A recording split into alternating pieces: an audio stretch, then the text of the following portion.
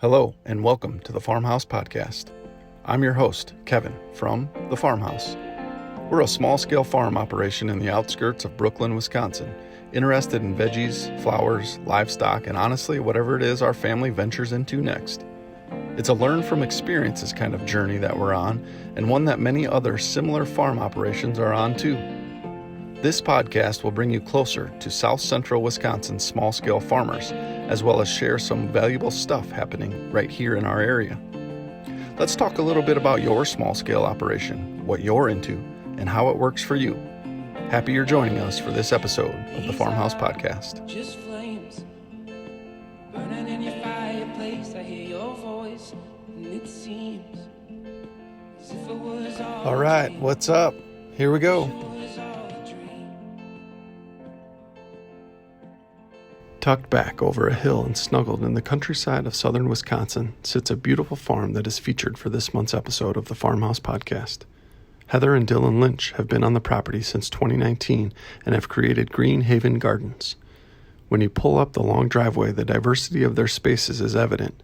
A native plant garden, mushroom logs, an herb garden, the raised bed kitchen garden, a fruit and nut orchard, and even an experimental cut flower garden. With their 3 huskies having plenty of space to run and be free, Heather took us on a tour of the property before we sat down to chat. It was a lovely afternoon getting to see and learn about Heather, her journey, and everything she's doing at Green Haven Gardens. The sun was out with a breeze to keep things cool. Heather provided a glass of delicious iced tea, and she was even kind enough to let 6-year-old Leo take a dip in the pop-up pool out back, who you will hear splashing wildly towards the end of the recording. We had a lovely visit with Heather, and her warm-hearted and free-spirited energy shined bright during our time as we sat and talked. As per usual, I have shared a few links to some of the things that Heather mentions throughout the podcast, which are posted on the Farmhouse website podcast page. I hope you enjoy episode 5 with Heather and Green Haven Gardens.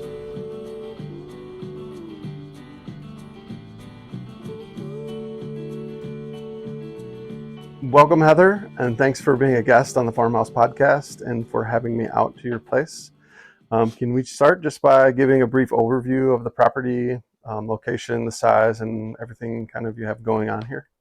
Sure. So we are outside of Brooklyn, Wisconsin, kind of tucked back over a hill. So we're pretty secluded. We have a little under 9 acres. 2 of it we have fenced in so our dogs can kind of run around, and within that too we have a large kitchen garden with I think it's about 40 raised beds. Then also we have a food forest going, a culinary herb garden, a native pollinator garden, a in progress cut flower garden, and I have plans for many more gardens because I love collecting plants. So we have a flock of free-range chickens and 3 huskies. Awesome. And it's you and Dylan out here, correct? Yes. Yep. Awesome. Dylan, my husband. Yep. Just us 2. And it's been great so far. We were out here since 2019, fall of 2019. Cool. And can you just share a little bit about kind of your journey and how you ended up here, you and Dylan, kind of doing what you're doing here? Sure.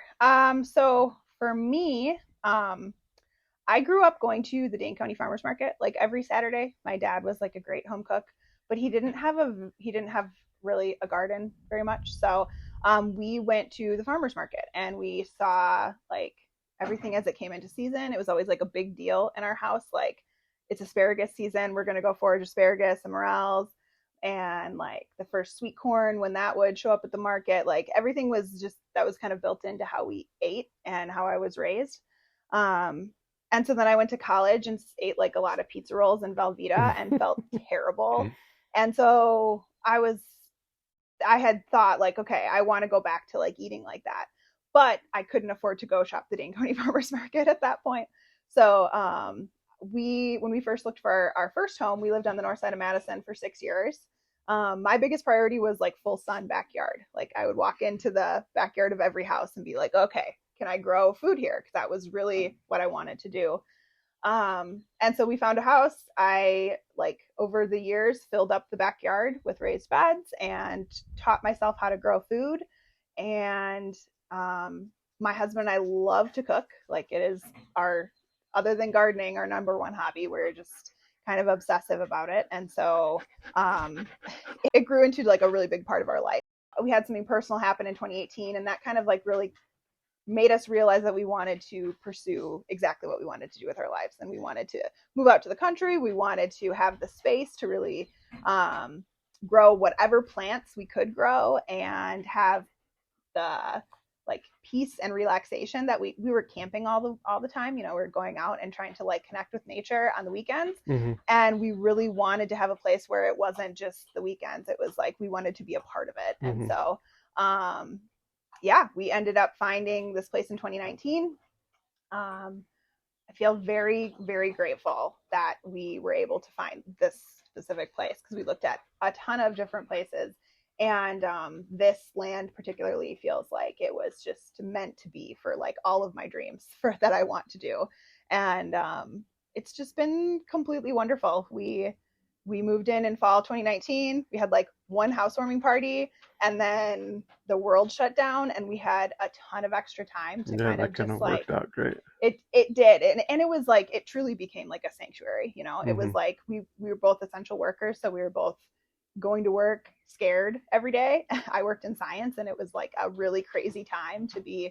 I was making reagents that go into some of the test kits for COVID, and so it was just like chaos there. And then you come here and it's just such peace, mm-hmm. like completely quiet, and all of these animals that surround us. And so it's like the best medicine. It's just a great place to be. For sure. Yeah, and it's a beautiful piece. Just walking around and seeing everything here. It's just peaceful out here for sure. Mm-hmm. Just to talk a little bit about your background, and you mentioned the job in the science kind of sector. Can you just talk a little bit about that and how that's kind of helped in your plant world too? For sure. Yeah, so I went into science because I wanted a job that was like I couldn't bring home, and that was great for that. I worked in the lab and couldn't bring the lab home with me. And everything that I love about science, like the experimentation and different, curiosity and all of these different variables, it's everything I love about growing things also, particularly the vegetable garden. Like it is an ever-changing experiment. Like every year I'm like, ooh, I'm going to do this differently next year. And I see it as like a very exciting thing. Like I don't see, when something goes wrong in the garden, I don't really see it as a bad thing. I see it as like an opportunity to be like, okay, how can I fix this? And what can I do to change things? And so it really informs the way I think, like the curiosity of it, the constant learning of it, and the observation. And so it just kind of feels like it fits together really well with my mindset. But that being said, I didn't really want to work in the lab anymore once I kind of got out here, and we started pursuing like the level of growing that I've been doing out here. It didn't really, it was too much to do with 2 full-time jobs. And we came out here with the idea of like wanting to have less stress and having a lot of relaxation. And we were both just kind of weekend warriors that never got a break. So you ended up transitioning away from kind of the work field, and Dylan still works full-time? Yep. Okay. So he works, he's a commercial plumber. He's a foreman. He runs workout at Epic. So he puts up all of the fancy buildings. Mm-hmm. And that's great because he carries all of the things that we need, money and health insurance and all that. And I'm able to do everything related to like the homestead, the garden during the day. And then when he gets home, we both get to just like check out and like cook dinner and relax and sit out on the porch. And it's been a huge change, and one that is like such a good change. It was completely different a couple of years ago. We were both like just working at capacity, very stressed. Sure. And now it feels, especially in the summer, it's just like we soak up every second we can, and a much better way of life to not Sure. be so stressed. Yeah, that's great. Can you talk a little bit about the business side of Green Haven Gardens and kind of what you offer and how that functions Sure. into your kind of role as the homestead? Yeah, it's definitely in flux all the time. I don't really know what I'm doing, and I think that's okay. Like we're just figuring it out as we go. But so one thing that I do is I host a plant sale in the spring. And so that's basically what like funds all of my gardening, which is fantastic. It's this whole self-sufficient hobby in itself. But I am obsessed with tomatoes. Like there's no other way to put it. And I have 200 tomatoes growing in my garden right now, all different varieties. And because I have, like I really seek out tomatoes that are super flavorful or really unique. And I do seed trades with like amateur breeders and do trials with some places. And so I have access to like this huge amount of seeds. And people were really interested in like growing my plants. And so for many years, I've started my garden from seed for a long time, at least like 8 years. And you can't just start a couple, you have to start too many because if you have germination failure. So I've been giving away plants for the entire time I've been gardening, and to a point where I would like give them away to strangers because I just needed to get rid of them.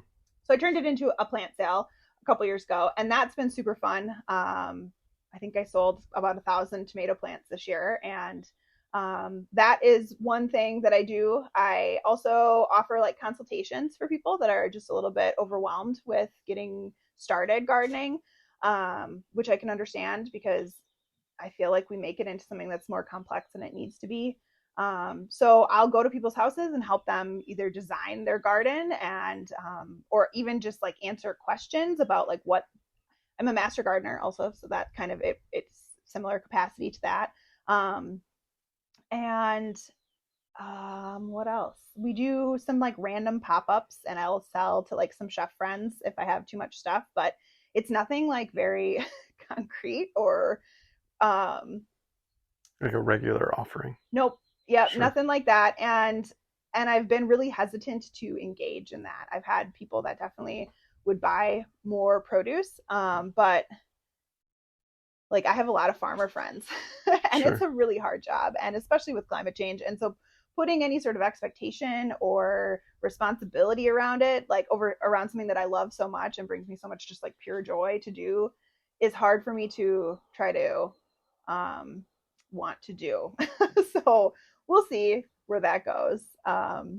Flowers are maybe something different because I feel like that can be something where it can be a little bit more, I don't know, maybe less stress. Probably not. I don't know.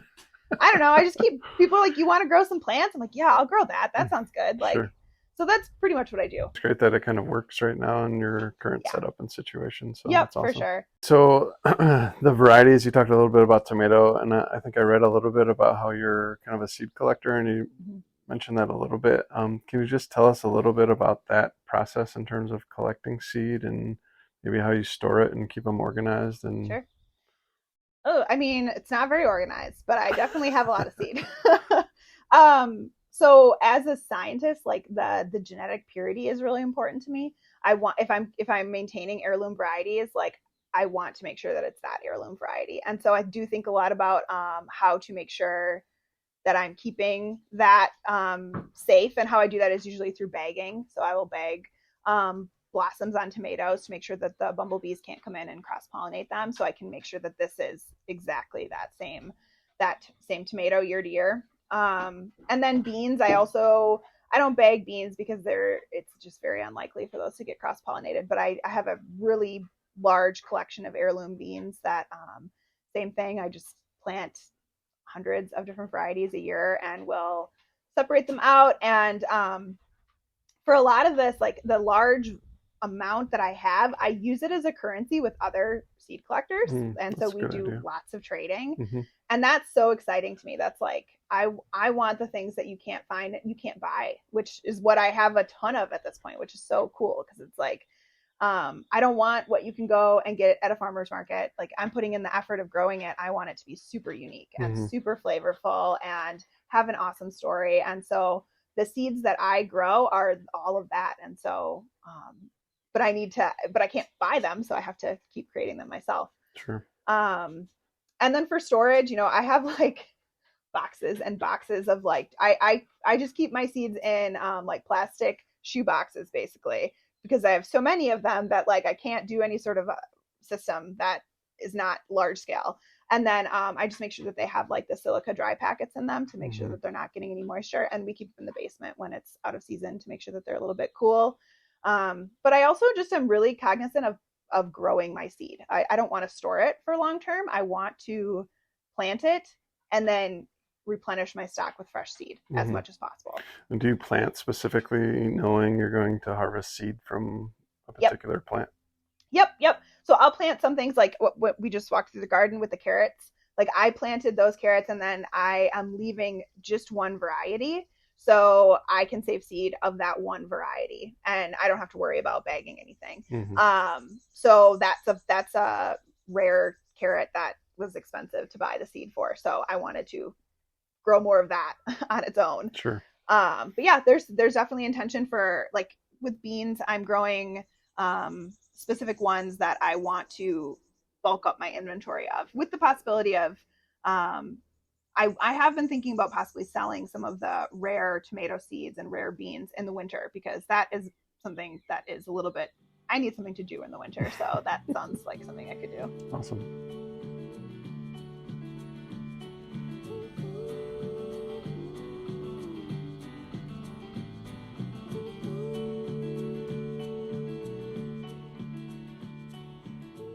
So 9 acres is kind of a big plot, and a lot of it you kind of mentioned was wooded. And I read a little bit about how important that role of being a caretaker of the land is to you and Dylan.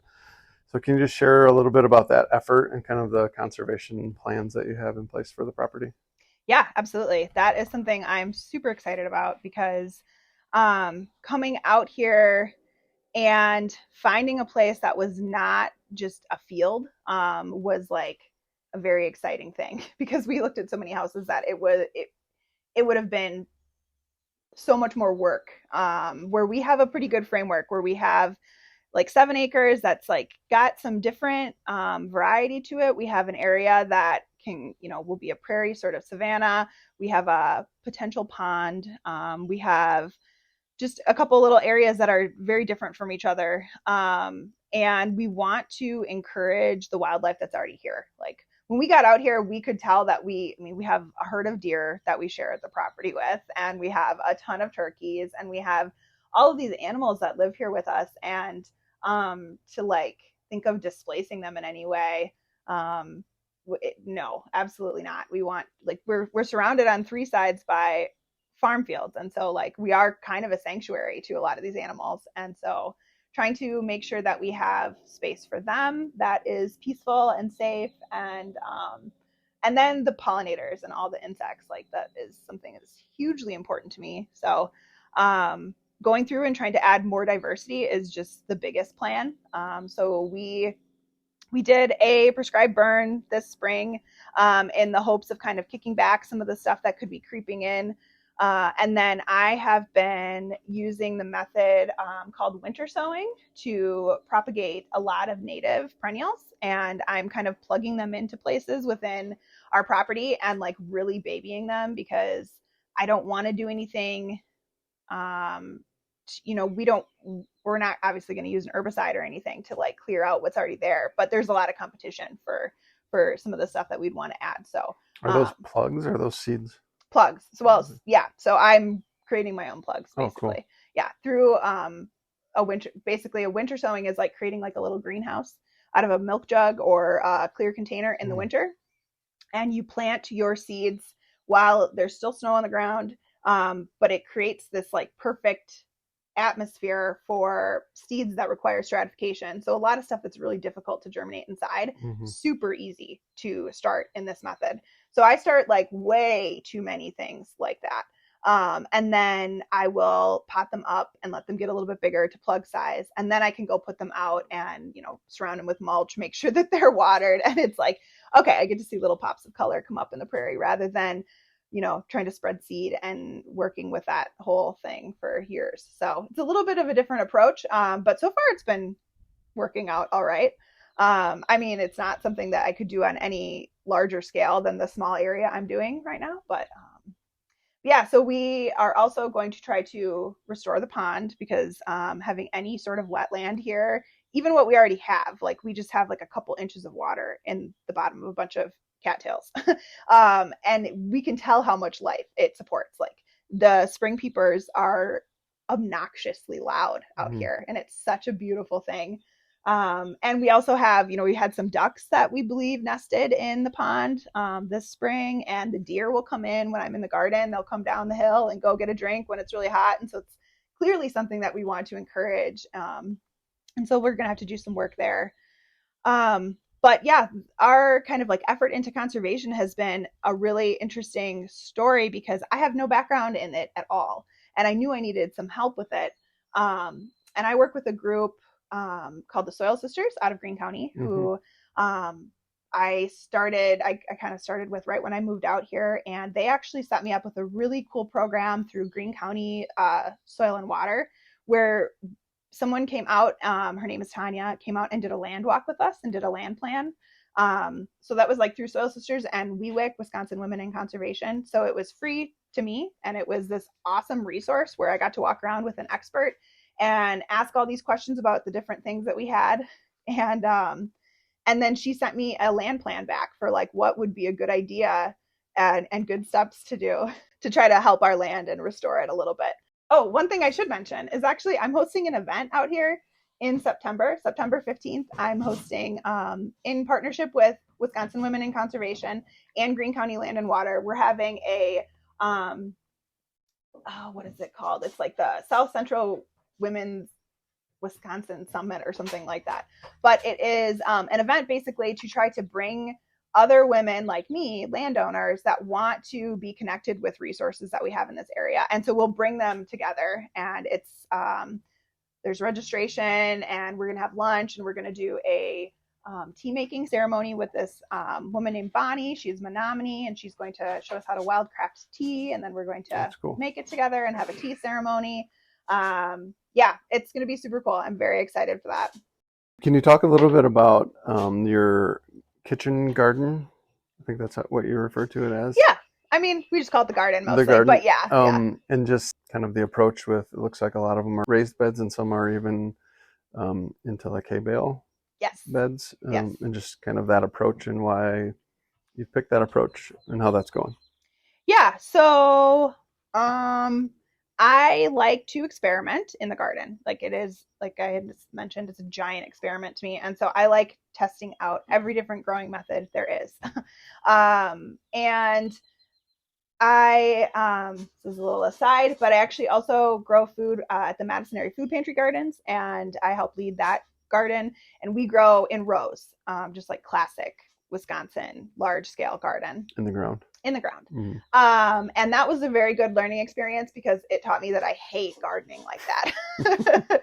It is so difficult, and it makes me sad because I feel like a lot of people will grow that way first. And it's an overwhelming way to grow. It's hard to keep things watered, weeded. And so I grow in raised beds, very shallow raised beds at this point. They're only 2x4s with some compost in them. And we started them by just putting cardboard down on top of the sod. We did no-till, and just put compost on top of that and grow directly in there. And just even having that slight barrier from the sod around it keeps out so many weeds. It makes it so much easier. Things warm up better. You can have more control over how your soil feels. You don't get compaction. And so raised beds are just an absolute for me. And then I mulch a ton. I love mulch. I want a t-shirt that says I love mulch, because that is the other thing that just, it feeds the soil. It keeps down the weeds. It keeps things, holding so much more water than just bare soil, and you're not losing fertility because it's just disappearing into the air, which is what is exactly is happening when you have just exposed soil. So most things are in raised beds. Most things are mulched. What kind of mulch do you use? I use marsh hay. Okay. So I'm very particular about that. I don't want to use straw because straw has a lot of weed seeds in it. Mm-hmm. Marsh hay is hay that is grown on marshes. And so even if there are seeds in it, if they drop on my ground, it is not conducive to them germinating. So the north side of Madison, they do a lot of marsh hay up where we used to live. And so I used to get it from like Jung's in Madison. Now I know a guy who I get a large bunch of marsh hay from every year. And it's just like really nice to work with. It's nice, and it's not like straw where it's really compacted. It's like kind of fluffy. It breaks down within like about a year or so. And it definitely adds just like this nice texture to the soil. Yeah, Marche, love Cool. it. I've not heard of that, and that's just easily available at, you said Jung? Yeah, it's expensive at Jung's. Oh, It's okay. like $8 a bale. Okay. So I do also get straw bales, and I grow in straw bales, and I've done that for 9 years now. So straw bales, to grow in them, you have to condition them. So you basically turn a bale of straw into a compost. Yeah, I saw a temperature gauge sticking in Yes, one of them. exactly. You cook it. You get it Uh-huh. really hot. You add nitrogen and you let it settle, and then you can plant in it. And I like doing those for a variety of reasons. I like doing them because they grow tomatoes and peppers and winter squash. They just love growing in that media. Like they love the heat, they love the nitrogen, they just do incredibly well. And particularly with tomatoes, it's like an awesome insurance policy because they're never coming in contact with soil. So they're never going to get all of the problems that every other tomato gets. And so I put some of my favorite tomatoes in straw bales every year because I know even if we have a terrible storm where there's just tons of splashing and like everything gets blight, I still have these tomatoes that will be healthy until the very last second. Sure. You can also plant a lot earlier in them because you can start cooking them and they're going to be warm way earlier than your last frost date here. So that's definitely a big MO of my garden, is that I'm always pushing the seasons as much as I can. And so straw bales help me with that. Then I take them the next year and they're kind of sort of broken down, and I can grow in them another year with some winter squash. And then the year after that, you end up with this like really beautiful, super fertile mulch. And so that mulch is like gold to me for some root vegetables where I just need like a really fine mulch, but I need a lot of fertility for them. It like jump starts a lot of stuff, and it makes it it definitely feeds the soil in a way that's very different than the other things that I amend my soil with. So I just keep growing in them. I really like them a lot. They're really easy to do. And I also like to have them in there as a teaching opportunity for people, because a lot of people think that you have to do an in-ground garden. You could do straw bales on a concrete pad. Like I really want to encourage everyone to try to grow in whatever capacity they can. And that's a great way that can get a lot of people more interested because it's very temporary. You don't have to install a raised bed. It's a little bit more capacity than your standard container. And so when I'm doing workshops and stuff out here, that is definitely something that people are interested in, because it's like, you could stick it in a corner and you can literally put them wherever and you have basically a raised bed. Yeah, that's awesome.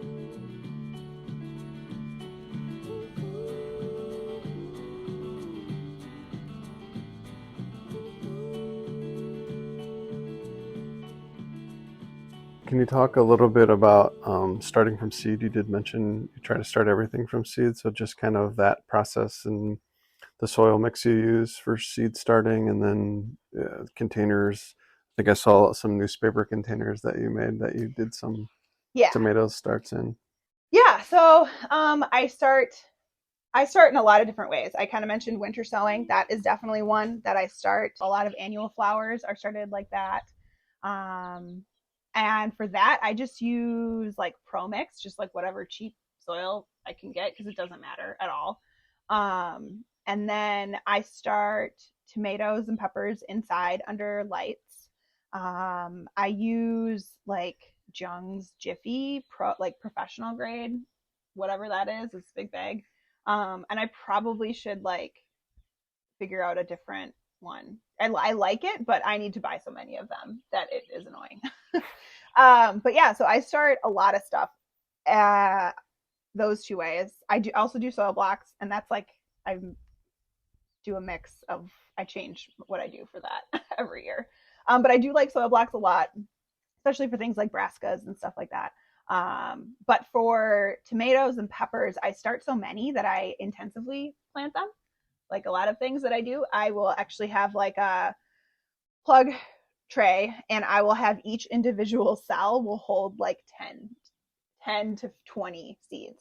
And so I'll plant them, they'll germinate, they'll grow in that tiny little cell for 4 weeks, because they actually don't really need anything at that point, they have plenty of energy within the seed to do fine, then I will transplant them out. And when I decided that I wanted to do this plant sale, I really don't like buying things. I like scrapping together whatever I can, and particularly plastic for obvious reasons.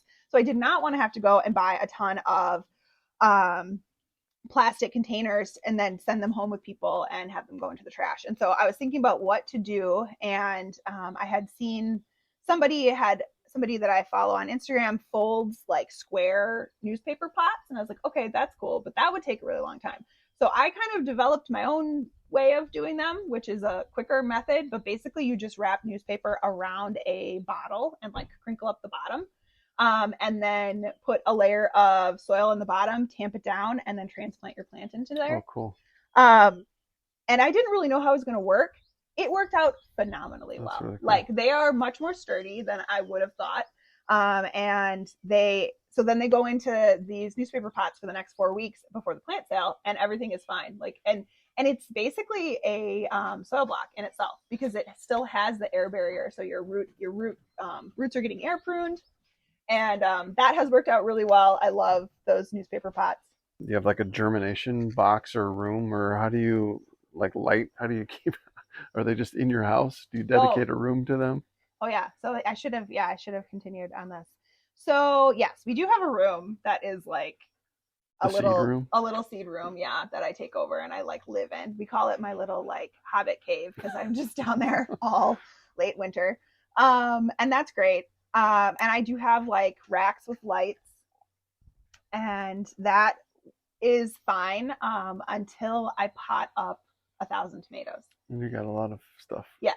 And so, like I mentioned, I'm very frugal and I don't want to buy anything. And so when I did this the first year, I was like, okay, I'm not going to go buy a cheap greenhouse. We're pretty windy here in the spring. And so we would need like 8. We can't do a hoop or anything like that. Like it would have to be hard sided. And so. Because you're too high up, you think? Like exposed? We just kind of get it coming in from kind of like north and west in the spring, and so it's just very windy. So you think you'd lose it? I think it would get tattered, and I don't want to waste plastic. Sure. And we are actually going to try to put up like a hard-sided greenhouse right around the back, right by my seed room this year, which is kind of what I was hoping and holding out for, is that if I just waited, then I could finance the greenhouse itself. Sure. But I did come up with a very good solution. So I went from like, I think it was like 4 trays of tomatoes where 1,000 tomatoes are in 4 trays. And then I pot them up and, they just exponentially grow in size. And I'm like, well, shoot, I don't have enough space under lights. I don't have enough room.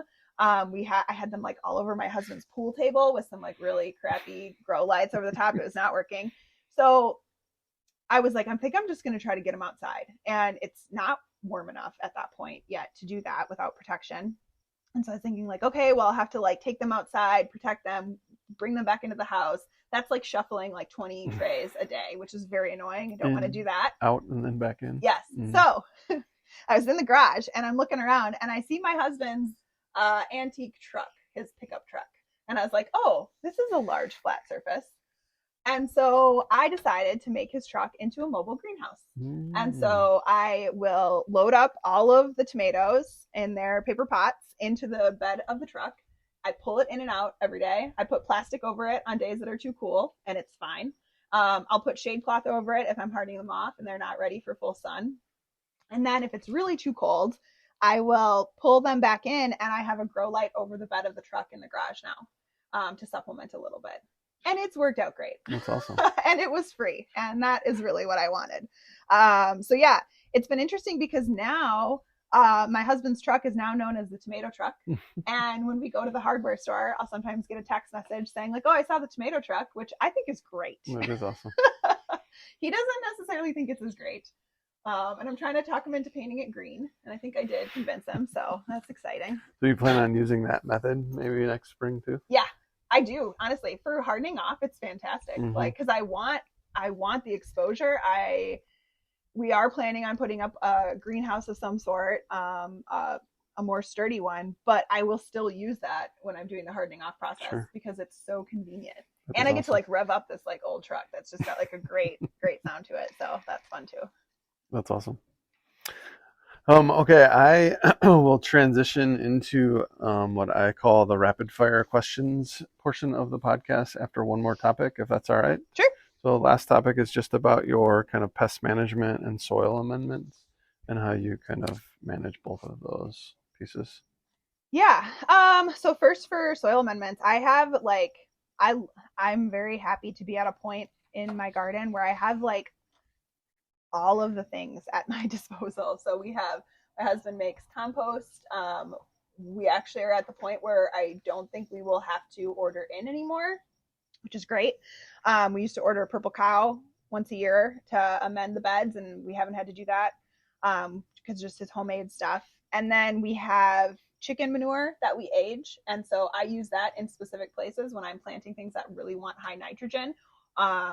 Or something that needs like a little bit of like the mulch that they kind of provide. And like I've been putting them over my onion and garlic beds, and it's just been making them grow like bonkers. It's been so good. So we age that for a year, and then I'll use that. I also use oak leaf mold. So I will age oak leaves for 2 years, and then that is this really fluffy mulch that is a great amendment, adds a ton of good microbial activity. You can tell when you start taking stuff out, there's just so much worm, there's just so much activity in there. So that's really good. I mulch everything, so that's feeding the soil constantly too. I do mix up my own sort of like slow release organic fertilizer that has a lot of like different like kelp and seaweed and all these different minerals that I feel like because I do pretty intensively crop my beds, it does often need like a little bit more. So I'll do that to some stuff that feeds pretty heavily. But I really try to be cognizant of where I'm planting things and what like in what order, not necessarily crop rotation, because my garden is a garden, and so if I have disease or something, it doesn't matter. The space within a bed is not going to make a difference. And so, and I also interplant everything. Like I have every family planted together on one bed. And so I don't do crop rotation. I have actually never done crop rotation, and I've never really had a problem. I think because I do a lot of prevention through mulch and like, hygienic cleanup of stuff that doesn't look good. And so I haven't had a problem there, but I will, I won't feed a bed that I'm going to be planting carrots in, or that I'm going to be planting something that like a root vegetable, because if I add too much nitrogen to it, I'm not going to get what I want from that. So I try to think about that. In terms of pest management, What kind of bugs you deal with out here? So we do have like, I have everything. I have squash vine borer, I have cucumber beetle, I have squash bugs, I have tomato hornworms, which I hadn't seen until I got out here. And I don't do a whole lot for any of them, to be honest. Like I'll go out and handpick in the morning when they're slow. But otherwise I try to do integrated pest management. And so I had tomato hornworms the first year we were out here, really bad. And I was like, okay. So we were out there picking them off, which was fine. Chickens don't eat them, which is annoying. And then I started looking into like, well, what can I do for these? I'm not going to spray anything. But I can plant the host plant for their parasitic predator. And so I planted rattlesnake master, which is like a native plant that parasitic wasps love. And sure enough, 2 years later, last year, I found a hornworm that had been parasitized, and I got to watch a wasp like hatch out, which is like, it was super gross for everyone else. And I was so excited about it because like, that's awesome. Exactly what I want. And I can see that happening too. I do have a lot of predatory insects in my garden. I will grow out, I'll let a lot of things bolt. I'll let brassicas bolt. I will let carrots bolt, because those sorts of flowers are really attractive to the insects that I do want in my garden. And so I try to plant what will bring in the things I do want. And I also just overplant, like I will share because I don't want to go through and just eradicate anything. Cucumber beetles, squash vine borers are the way that I mostly combat them is by succession planting. And so I have another crop of summer squash already planted and protected.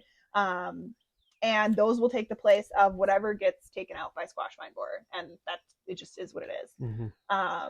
Same thing with cucumbers. I always do 2 rounds of cucumbers because I know that, right when I want to do a second round of pickles, then all of the vines will be terrible looking. So I try to do that. I don't do a lot of spraying of anything. I just try to avoid it. Yeah, and snakes. I love snakes. I love toads. I love birds. I do think that the birds, I have just an extreme amount of birds on our property, which is awesome. And I think they help a lot with like tomato hornworms. I know that they do because I've seen them actually swoop down and pick them up. So yeah, just kind of working with what I have and planting enough and interplanting enough, adding enough biodiversity that there's nothing that they can just come and like mow down the entire crop of. They're going to run into something else that they don't like before they get too far. So Naturally occurring ecosystem. Yeah, absolutely.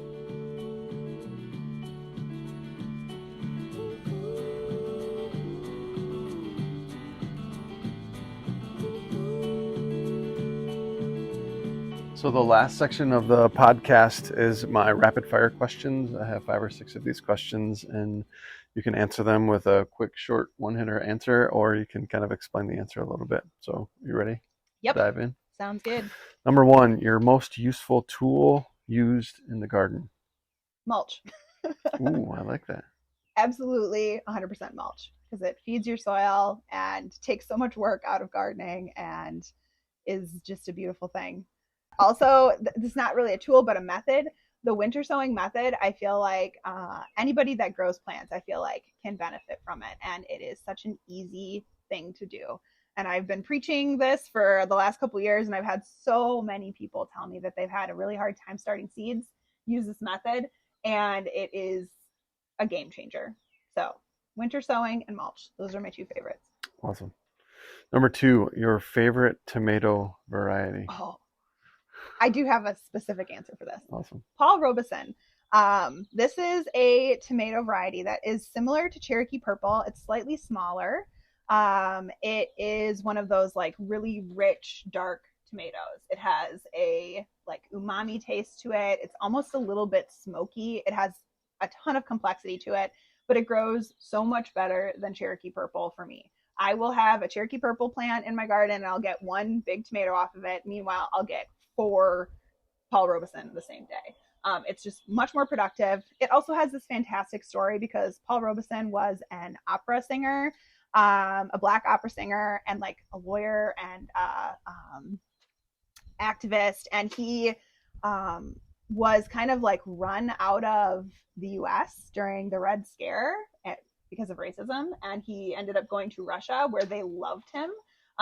He has this amazing voice. He's got this big smile. And so there was a Russian woman who had a crush on him and named a tomato after him. And he's also got ties to Madison, and it's an awesome story and the most delicious tomato, like in my opinion, which is very subjective. That's awesome. I'm not sure I can say I've ever heard of that one. So ooh, I'll get you some. All right. I'm also doing a tomato tasting event in August where I will have like 200 tomatoes available, and it's just going to be a party of tomatoes and tomato potluck and whatever. Tomato party. Yeah. Sounds fun. All right, number 3. You have a recommended, I mean, this might be a non-answer for you, but a recommended company for ordering seeds. Do you order any seeds? I do order seeds. I like Seed Savers Exchange a lot because they are doing what I'm trying to do. Mm-hmm. They're trying to maintain these historically valuable seeds, and I love them a lot for that. I also like, this isn't necessarily a direct seed company, but my friend owns this app and program called SeedLinked, which is it's like crowdsourcing for gardeners. And so it has ratings for all of the different varieties that you can grow, and you can sort by like, ones that do well in your area. And it also does connect you to seed companies that sell these seeds. And so that's who I'm hosting the tomato party with. Oh, cool. They are an awesome resource for gardeners, and they connect with a lot of great seed companies. I order from everywhere. I order from, Fedco and Johnny's and little seed companies. Experimental Farm Network is a really cool one that I like to get weird stuff from. But I do a ton of seed trading. Like that is where I find some of my favorite stuff for sure. I also like Jungs. Like I love that we have Jungs here because they have like a lot of Johnny's seeds for cheaper and more accessible. For sure. Awesome. So number 4 is a piece of advice to offer a small home gardener who kind of wants to scale up, which just kind of sounds like your journey a little bit. Absolutely. Like, oh man, a piece of advice. I just slowly, that is one thing for sure. I feel like a lot of people either start too big or scale up too quickly. But like the way that I grew to 40 garden beds was like bed by bed. You know, like when I lived in Madison, we started with 2. The next year we added another 2. And it was just like a slow process because you don't need that much space, to be honest. Like you can grow a ton of food in a small amount of space. And I have reverted back to growing like that in my current garden where I just interplant everything. You don't have to abide by the spacing recommendations that are on seed packets because that's for row gardening and that's not what you're doing. And so cram a lot of stuff in and slowly kind of creep up. But a big thing, like make sure you know what you're going to do with it because that's sort of the flip side to gardening is that I know a lot of people will get really excited about a lot of plants, but like then there's the harvest and you have to be able to preserve that and figure out what you're going to do with it. And it does make me sad when people end up composting stuff, you know, because it's like that was a lot of work. And I hope that you're able to like figure out a way that you can continue to enjoy your garden past when it's actually producing. Yeah, the one benefit that I feel like we have is we have some animals on the farm. We have chickens too, so you can. Oh yeah. It always is nice to give a chicken a fresh pumpkin cut in half. Absolutely. In the fall. The chickens love like tomato season because you know there's split cherry tomatoes that I don't want, and so like our chickens eat so well, like so well. That's awesome. Question number 5: a go-to book or publication that you reference or you like to read as a farmer for kind of land management or gardening. Okay, so this is not exactly one thing. You can go in any direction. Okay, sounds good. So Larry Mueller's Garden Talk on WPR is a fantastic local resource. It is like something that really helped me when I was a new gardener because it's hyper local information. Like it is not, when you read a gardening book from a different part of the country, it is not necessarily something that can be applied to your situation. But if you listen to Larry, you can call in and ask your question. I think I've called in a couple of times. Oh my gosh, yeah. It's phenomenal. And he has the best guests and huge fan. So that I think is an awesome resource for gardeners in our area. It's taught me so much. And then in terms of reading, like this is also slightly different, but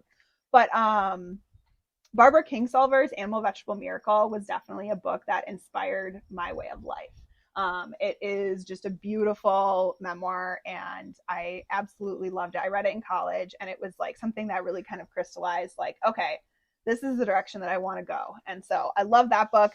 I also love Robin Wall Kimmer's Braiding Sweetgrass. I feel like it's a beautiful love letter to the land. And so I read both of those. I usually listen to them on audiobook while I'm in the garden every year. And it is something I absolutely love. So not necessarily a reference.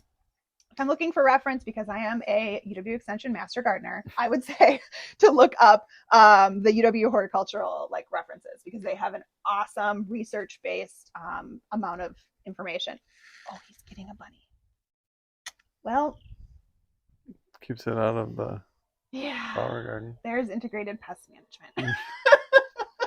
The husky just found a baby bunny. Yes. I'm glad that he didn't see that. Yeah, it would have been a little hard for Leo. Leo is swimming in the pool right now, so that's good. Yeah. Oh gosh. Yeah. I hope he dispatches it quick. I think he did. Can I ask a follow-up to that with the Master Gardener? Is that so? That was through the UW Extension, and was that like just a set of courses you had to take, or was it self-paced, or was it like a semester? This is such an interesting question because the Master Gardener title doesn't mean what it sounds like it means. It sounds very... It's not that cool. It is not. It's not. And really, the more accurate definition of it is an entry into a club of people who really love volunteering. Okay. So I help run a food pantry garden. I already was volunteering there for years before, and they were like, hey, you know, like you should. They sent me to the Master Gardener program. It did not tell me any new information about growing a vegetable garden. But it does, like, you have to provide, when you give information to people, you have to provide science-backed information. And so that identifies, that's me for sure. Mm-hmm. So I love volunteering. I dedicate a lot of time to growing food for my community at the food pantry garden. And I get to, like, basically keep track of it through this program. But it is not something that's like an educational thing where you like learn all of this new cool secret stuff. Not that at all. It's basically just making sure that when you go out into the public and you're spending your time volunteering, they've vetted you to be someone who can seek out science-backed information. Awesome. Yeah. That's cool. I did not know that. So Mm-hmm. thank you for sharing. The last rapid fire question is the top couple things that you love to prepare in the kitchen, because you mentioned your love for the kitchen. Yeah. This could be cooking or baking. Okay. I mean, my favorite thing, this is not even preparing. This is just what I eat all summer. As soon as tomatoes come in, a tomato sandwich with like sourdough bread and mayo and tomato and salt is like honestly what my husband and I eat for like breakfast, lunch, and dinner for a lot of the year. But otherwise, I like getting really weird with stuff. Like I love having the garden because I love having really high quality, interesting ingredients. And so I grow lots of like weird, rare peppers that I then ferment and make into hot sauce. That is like awesome. It's got all of these different layers of flavor versus just something that you can buy. So I make like as much as I can. I make our condiments. I can everything. We just go out into the garden and whatever we have in the garden is what dinner is going to be. And so we do a lot of stir fries. We did a really good stir fry last night. Yeah, it's a hard question because I feel like because we eat so seasonal, I have like specific things that I want to make every season. But otherwise, I love just coming up with new ideas and making new things all the time. So yeah, that's a good answer. And Dylan's similar kind of mindset too. Yeah, for sure. We don't eat a lot of meat. We only eat meat maybe once or twice a week. And so that's his realm. Like he likes to smoke things on the barbecue. So that's fun because he'll do like a big project on the smoker. And then we'll kind of like make our whole meal around it. We tend to cook with like more Asian flavors, I think, more commonly. That's tend to be where we lean. So like he'll make some awesome, he did something like eggplant with like basted with gochujang and like smoked for a little bit. It was so good. Yeah, we both love to cook with that's we find a lot of relaxation in the kitchen and just joy, and we love cooking for friends and having people over and entertaining. And it makes me really grateful because I know some people think it's a chore, and it's like something I look forward to a lot. So it's a good pairing to have a love for the kitchen if you're absolutely. a love growing vegetables. Absolutely. Too. And I think it like because I have the garden, I can go and find like weird things that people wouldn't necessarily like. I will go and find bolted whatever and play with that, which is something you can't buy. You know, that's not a desirable thing, but it does still taste good. Like I'll just walk around the garden and taste everything at every different point in its life, and I can usually find something fun to do with it. And whether it's preserving it in some way or just eating it when people wouldn't necessarily want to eat it like that. So yeah, it allows for far more creativity in the kitchen than just shopping at a grocery store ever could. Yeah, that's true. That's awesome. Well, thanks again for your time and for sharing all this wonderful information and what you're doing here at the farm. The rooster is talking, and thanks for letting Leo splash around in your pool. Yep, and the dog is snacking, and it's just it's kind of always like this though. So any thanks for coming final thoughts or parting words as we wrap up? Just my whole like goal with whatever I end up doing is to trying to encourage people to grow something, because I feel like connection to nature and growing some of your own food, it's just such like a beautiful, empowering thing, and it adds I can't even describe what it has added to my life. And I do feel like I have proven that if I can just get somebody to grow like one thing, I can get them hooked. Mm-hmm. And so I feel like if you're overwhelmed, just try it. Like just start small, try something, put a container on your patio. Like I grow tomatoes through the winter inside. And so like you can grow things anywhere you are. And I'm really trying to empower people to do that. So yeah. Well, thanks for your efforts. We feel the same way. Yeah, right?